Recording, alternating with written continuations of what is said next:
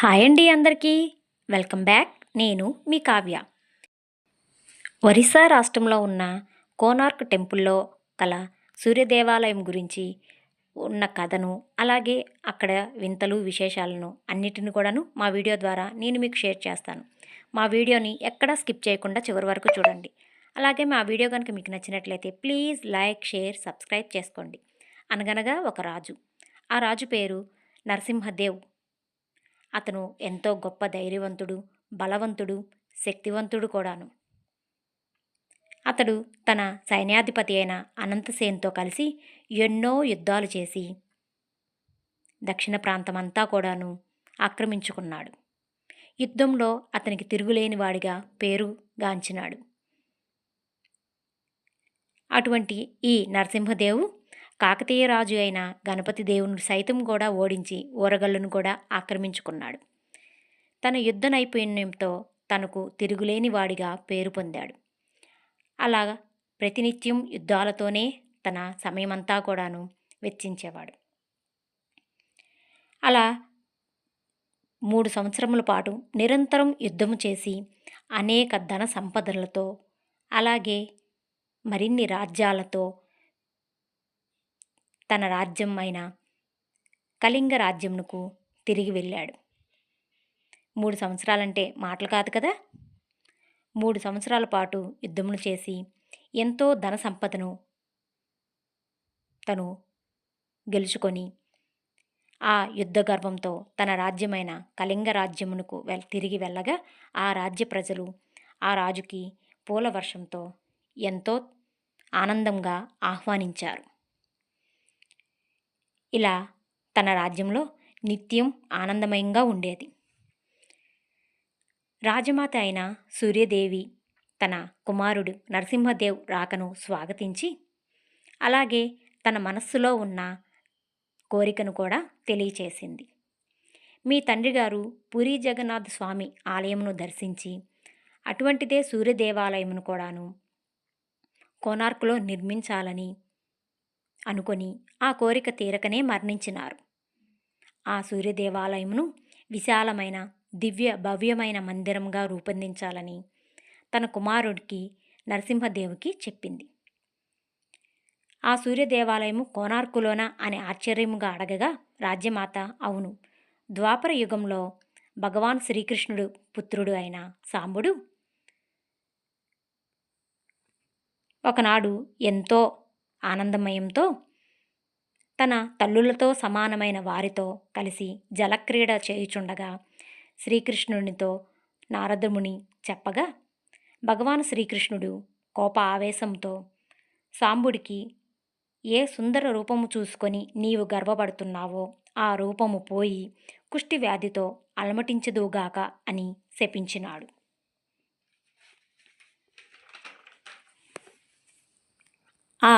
ఆ కుష్టి రూపంతోనే రాజ్యమునకు తిరిగి వెళ్ళగా సాంబుడు తల్లి అయిన జాంబవతి తన కుమారుడికి కలిగిన బాధను చూసి ఎంతగానో దుఃఖించినది. ఆ బాధను నివారించడానికి నారదుడు అక్కడకు వచ్చి ఈ కుష్టి వ్యాధి నుండి సాంబుడికి విముక్తి జరగాలి అంటే సూర్యభగవానుడు ఒక్కడు మాత్రమే ఈ కుష్టి వ్యాధి నుంచి నిన్ను విముక్తుడి చేయగలడు అని సెలవు ఇవ్వగా ఆ సాంబుడు ఆ సూర్యభగవాను ఆరాధన కోరకై కోనార్కు తన మంది మాల్బలంతో అలాగే సైన్యంతో కలిసి ఆ కోనార్కుకి చేరుకున్నాడు. అక్కడే ప్రతి నిత్యం కూడాను ఆ సూర్య భగవానుడికి సముద్ర స్నానం ద్వారా ఆ సూర్య భగవాన్ని ప్రతినిత్యం కూడాను ఆరాధిస్తూ ఎంతో ఘోరమైన కఠినమైన తపస్సును చేసి ఆ సూర్యదేవుణ్ణి ప్రసన్నం చేసుకున్నాడు. అలా ఎన్నో రాత్రులు ఎన్నో పగళ్ళు ఎంతో ఘోర తపస్సు చేసిన సాంబుడికి చివరికి ఆ సూర్య భగవానుడు ప్రసన్నమయ్యాడు. ఆ సూర్య భగవానుడు నీవు ఈ చతుర్థి నాడు సాయంత్రం వేళ ఈ కోనార్కులో ఉన్న సముద్ర జలంలో స్నానం ఆచరిస్తే నీకు ఈ కుష్టి వ్యాధి నుంచి విముక్తి కలుగుతుంది అని సూర్యభగవానుడు సెలవివ్వగా సాంబుడు ఆ సాయంత్రం వేళ చతుర్థి నాడు ఆ సముద్ర స్నానము చేసి తిరిగి వస్తుండగా తన చేతిలో ఒక ప్రతిమను తీసుకొని రాగలిగాడు. ఆ ప్రతిమనే మనం ఒక చిన్న టెంపుల్లో కోనార్కులో సాంబుడు ప్రతిష్ఠించి నిత్యము పూజలు చేస్తూ ఉన్నాడు. అలా కొంతకాలం గడిచాక సాంబుడు తిరిగి మరలా ఆ సూర్యభగవాన్ని కోసం తపస్సు చేసి తనకు మరింత శక్తిని ప్రసాదించమని వరము కోరుకున్నాడు.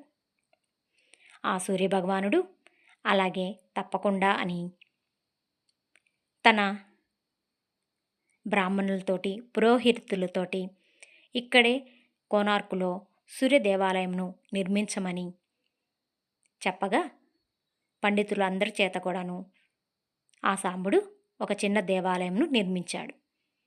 కానీ మీ తండ్రిగాడు ఆ చిన్న దేవాలయమును ఎంతో విశాలమైన దివి భువి ఎరుగని విశాలవంతమైన సూర్య దేవాలయమును నిర్మించాలని ఎంతగానో ఆశపడ్డారు అని సూర్యాదేవి తన కుమారుడైన నరసింహదేవుడికి వివరించి చెప్పగా నరసింహదేవుడు తన మంత్రివర్యంతో కలిసి ఆ కోనార్కులో ఉన్న టెంపుల్లో మనము సూర్య దేవాలయంను నిర్మించాలి అని అందుకు కావలసిన సకల సౌకర్యాలను ఏర్పాట్లను చేయమని తన మంత్రి బృందంతో సెలవిచ్చినారు. అలాగా ఆ మంత్రి బృందము 12,000 మంది కార్మికులతోటి అలాగే 12 సంవత్సరములు ఆ సముద్ర భాగంలో నిక్షిప్తమై ఉన్న కోనార్కు దేవాలయమునికి వెళ్తూ ఉండగా ఎంత ప్రయత్నించినా కూడాను వీరు తీసుకెళ్తున్న రాళ్ళు ఇసుక ఏవి కూడాను ఆ కోనార్కు దేవాలయంకి చేరుకోనలేక ఎంతగానో ఇబ్బంది పడతా అగచాట్లు పడుతున్నారు. ఇది ఇలా ఉండగా ఆ మంత్రివర్గంకు ఏం చేయాలో పాలుపోక ఒకనాడు అరణ్యంలో తిరుగుతూ ఉండగా అక్కడే ఒక చిన్న గుడిసెలో కనిపించింది. ఆ గుడిసెలోకి వెళ్ళి అక్కడ ఉన్న అమ్మను చూసి ఆమె పెట్టిన ప్రసాదంను భుజించినాడు. అప్పుడు ఆమె ఒక ఉపాయము సెలవు ఇవ్వగా ఆ ఉపాయము ద్వారానే ఈ మంత్రివర్యులు ఆ కోనార్కులో సూర్య దేవాలయంను ఎలా నిర్మించగలమో ఒక ఆలోచన కలిగింది.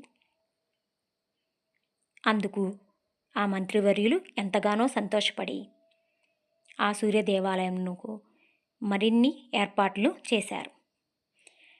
ఇక తిరుగులేదు అన్నట్టుగా ఆ సూర్య దేవాలయమును 12,000 సైన్యముతో 12 సంవత్సరముల పాటు దివి భువి ఎరుగునంత విశాలవంతమైన సూర్య దేవాలయమును మనకి ఇప్పుడు మనం చూస్తున్న కోనార్కులో నిర్మించబడింది.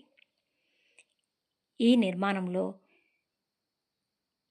12 రథచక్రాలు అలాగే గడియారంలాగా ప్రతినిత్యము మనకి టైం తెలియచేసే రకంగా ఆనాడే మన పూర్వీకులు ఎంతో మేధాశక్తితో ఎంతో సుసంపన్నతతోటి ఆ కోనార్కులో ఆ టెంపుల్ని నిర్మించారు.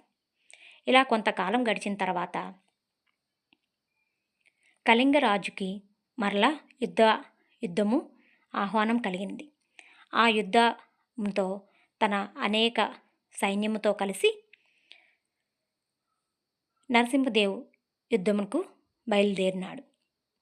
మరలా అదే విధంగా ఆ యుద్ధంలో కూడాను వీరోచితంగా పోరాడి తన సైన్యంతో మంది మార్బలంతో ఆ యుద్ధమును కూడాను నరసింహదేవుడు గెలుచుకొని అలాగే కోనార్కు దేవాలయంకు కావలసిన సంపద అంతది కూడాను ఆ రాజ్యము నుంచే కోనార్కుకి తరలించినారు.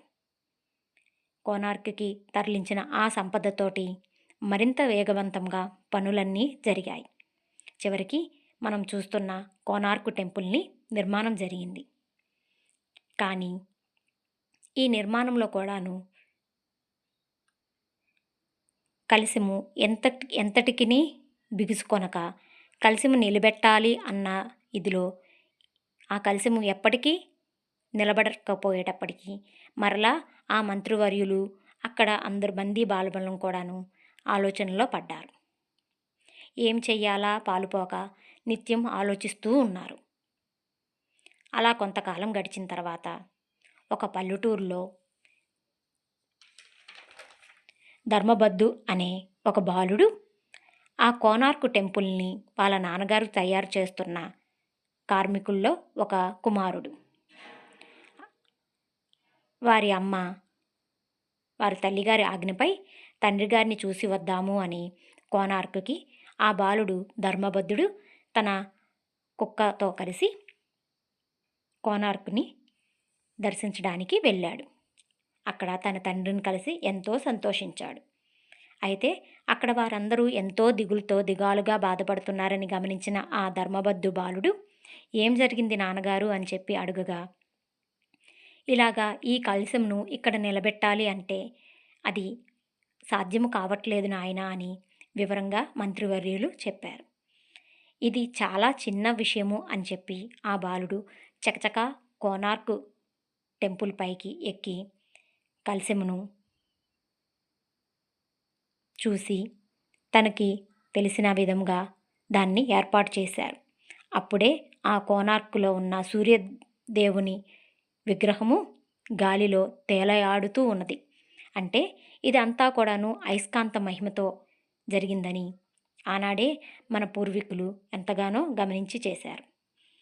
ఇలా జరిగిన కొంత సమయం తర్వాత అక్కడ చేసిన వాళ్ళందరూ కూడాను ఆ ఏర్పాట్లు చేసిన వాళ్ళందరూ కూడాను రాజుగారుచితే ఒక చిన్న బాలుడు ఈ కలశ ప్రతిష్టన చేశారు అని తెలిస్తే రాజుగారు ఎంతగానో కోపపడతారని అందుకు గాను ఏం చేయాలా ఆలోచిద్దాము అని బాధపడుతూ ఉండగా ఇది అంతా నా వల్లే జరిగిందని ధర్మబద్ధుడు ఎంతగానో చింతించి తను లేకుండా ఉంటే ఇలాగా వీరందరి మధ్య ఎటువంటి గొడవ ఉండదు అని ఆ రోజు రాత్రే ఆ ధర్మబద్ధుడు బాలుడు ఆ కోనార్కు టెంపుల్ పై నుంచి సముద్రంలోకి దూకి ఆత్మత్యాగం చేసుకున్నాడు. ఈ విషయం తెలిసిన మంత్రివర్యులు ఎంతగానో చింతించారు. ఇలా గడిచిన తర్వాత పూర్తిగా కోనార్క్ టెంపుల్ మొత్తం కూడాను ప్రారంభం దశకు చేరుకుంది. ఈ విషయం తెలిసిన ఉత్తరాయణం, దక్షిణాయనం ఆ సమయంలో సూర్యుని కిరణాలు పూర్తిగా ఆ సూర్యభగవానుడి విగ్రహం అయిన నుదుటిపై ఆ సూర్యకిరణాలు ప్రతిబింబించడాన్ని అందరూ గమనించారు. గమనించి ఆహా ఎంతటి గొప్ప వ్యక్తి మనకి ఈ కలశమును ఈ సూర్యభగవానుని విగ్రహమును ప్రతిష్ఠించారు అని అందరూ ఎంతగానో సంతోషపడ్డారు. అలాగా ఆ కోనార్కు టెంపుల్ని ప్రారంభము ఎంతో ఘనంగా కొనసాగింది. అక్కడికి ఆ మహారాజు అయిన నరసింహదేవరాయలు కూడాను వచ్చారు. కానీ జరిగినదంతా తెలుసుకున్న తర్వాత ఇక్కడ ఇంత కలశమును ఎలా ఏర్పాటు చేశారు, ఎవరు ఇలాగా సూర్యదేవుణ్ణి విగ్రహము గాలిలో తేలాడినట్లు చేసిన వారిని పిలిపిస్తే నేను వారిని స్వయంగా చూసి సన్మానించాలని ఆ రాజుగారు మంత్రివర్యుని కోరారు. కానీ మంత్రివర్యులు నన్ను క్షమించండి అని, నేను ఆ పని చెయ్యలేను అని చెప్పలేను అని, నన్ను బాధించపెట్టవద్దు అని అక్కడి నుంచి ఆ మంత్రివర్యులు ఆ కార్యక్రమంలో పాల్గొనకుండానే ఆ బాలుడు మరణించిన చింతతోనే అక్కడి నుంచి తిరిగి వెళ్ళిపోయాడు. ఇదంతా గమనించిన నరసింహదేవరాయలు ఎంతగానో చెప్పి చూసినా కూడా ఆ మంత్రివర్యులు అక్కడ నిలవలేదు. నరసింహదేవరాయలు ఎంతగానో బాధపడ్డారు. ఆ తర్వాత ఆ కోనార్కులో ఉన్న సూర్య దేవాలయము అంగరంగ వైభవంగా మంత్రోచ్చరణలతోటి అలాగే మరెన్నో కార్యక్రమాలతోటి ఎంతో ఆనందంగా అది ఆ సూర్యదేవునికి ప్రాణప్రతిష్ఠ జరిగింది. అయితే ఆ ప్రాణప్రతిష్ఠ జరిగిన కొంత సమయమునికే పైన ఉన్న సింహము బొమ్మ కింద నేల కొరిగింది. అలాగే దానితో పాటు మరికొన్ని కట్టడాలు కూడాను నేల పడినవి. అది గమనించిన నరసింహదేవులు ఎంతగానో బాధపడ్డారు. ఏమి చెయ్యాలా అని చింతించారు. అలా పూర్తిగా ఆ కోనార్కు దేవాలయం మొత్తం కూడాను గడ్డితోటి, రకరకాల చెట్లతోటి అడవిలాగా, పొదలాగా నిండిపోయి ఆ కోనార్కు టెంపుల్ పూర్తిగా మిగిలిపోయింది. ఆ తర్వాత కొంత మరమ్మతుల ద్వారా మరికొంతమంది రాజులు ఎంతగానో ప్రయత్నించారు. ఇలా ఎంతో విశేషమైన ఈ కోనార్క్ టెంపుల్ని మన ఇండియన్సే కాదు, దేశ విదేశాల నుంచి కూడా ఎంతోమంది టూరిస్టులు వచ్చి ఇక్కడ సందర్శిస్తూ ఉన్నారు. ఇటువంటి ఈ కోనార్క్ని ఇంకా మీరు సందర్శించకపోతే తప్పకుండా దర్శించండి. మా వీడియో కనుక మీకు నచ్చినట్లయితే ప్లీజ్ లైక్, షేర్, సబ్స్క్రైబ్